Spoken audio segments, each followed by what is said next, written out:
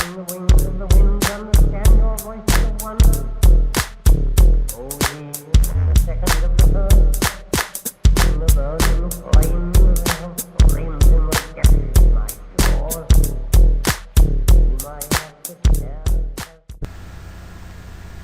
everybody and welcome back to some more Pauper rubbishness. This is my fourth deck tech that I'm bringing to you, and it's called MonoBlack Suicide. It's a very popular deck amongst the paper cards, and the reason I'm calling this Rogue here is because we don't have access to two of the cards that make it so good, and they are Hinted to Rack and Sinkhole. I'm gonna pop a picture of them both right here, but so far it's doing a great job, mainly because it's a very aggressive deck and most people don't expect it to come. So let's go for that deck tech. It's very simple. What we want to do here is cast Dark Ritual on turn 1 and try to make as many dudes as possible. We're running 15 lands, one of which is Vernon for a card drawing, because that is the right number, 16 lands, so that we can use this as a come into play tapped or even a draw spell, and we are running more lands than necessary. And our turn 1 dudes are Carnivage, Goldrez Vampire, and Vampire Lacerator, and even Volt Scourge as a turn 1 dude, which we can pay 2 life for it. And actually Goldrez Vampire is now a substitute for the one of the cards I told you before, which is Hinted to Rack. Goldrez Vampire is actually not as aggressive as the 2/2s or as the Lifelinker and Flying one, but as long as you can play these early on and these after your opponent had already taken a beat, so it's gonna be as good as all the others. It's gonna become a 3/2 Intimidator, which is very nice. So we also have a bunch of we have a couple of two cost dudes, which is Dalty Horror and Dalty's Lair. These both are shadow guys, and they are both amazing with the enchantments, which we're running 4 copies of Predator's Gambit. It's a better Unholy Strength because it can give someone Intimidate, which is very relevant if you consider it right now. And we're also running 3 copies of Bone Splitters because you know, it's Bone Splitter is the Ozawa GT from Pauper. So it's very nice. And we also have a one-off of Pyrex Enrager because he's a 2/2 dude that gives you a draw, and also its cost is 3. It's the highest casting cost in his whole deck, so we don't want to have more than 1 because we could easily get mana screwed here, and the 2 casting costs maximum is very good, very nice. And there's the card drawing. We have 4 copies of Signing Blood, which we can cast on turn 1 using Dark Ritual, which is very amazing. We can go turn 1 swamp Dark Ritual into Signing Blood and a 2/2 dude, which is always amazing.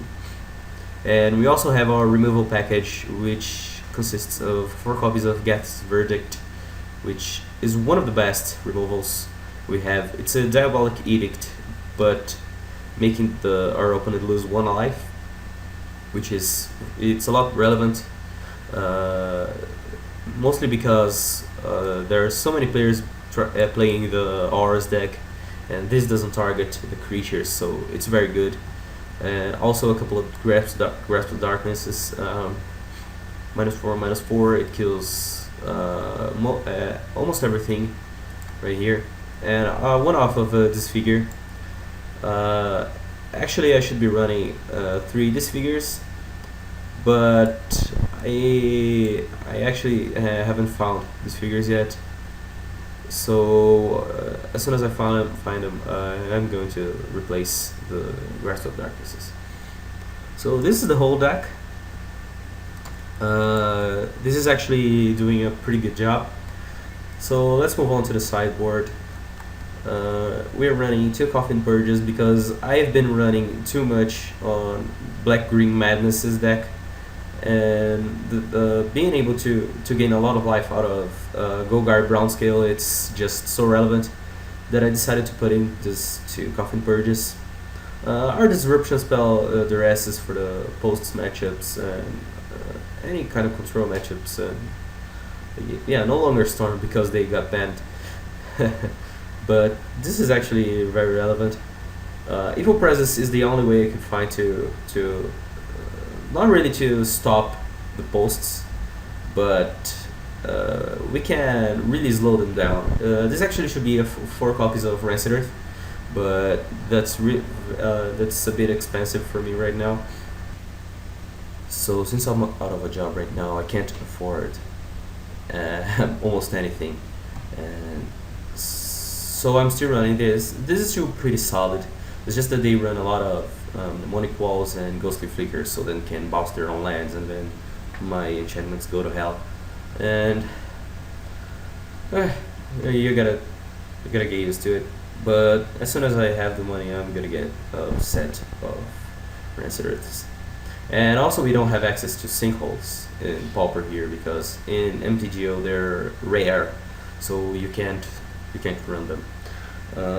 Also, I'm running additional removal spells. We got Victim of Nights, which are very awesome in Pauper because they kill almost anything, and there are flashes, which also should be Diabolic Edicts, but since as I just told you, there's the money issue, so I can't afford them. So I got this Devour Flashes just to make a run for it. And this is actually good against the aggro decks such as Stompy and Delvers. So that's the whole deck. I hope you liked it. I'm planning on posting some gameplays with it still this week. So thanks for watching, and again a big thanks to Kevin from Rogue Deck Builder channel. Please go there and watch his videos, subscribe to his channel. He did a great job by promoting my channel. And so that's it. If you like the video, please like, subscribe, share it with your friends, your Magic the Gathering community, and as always, keep rocking.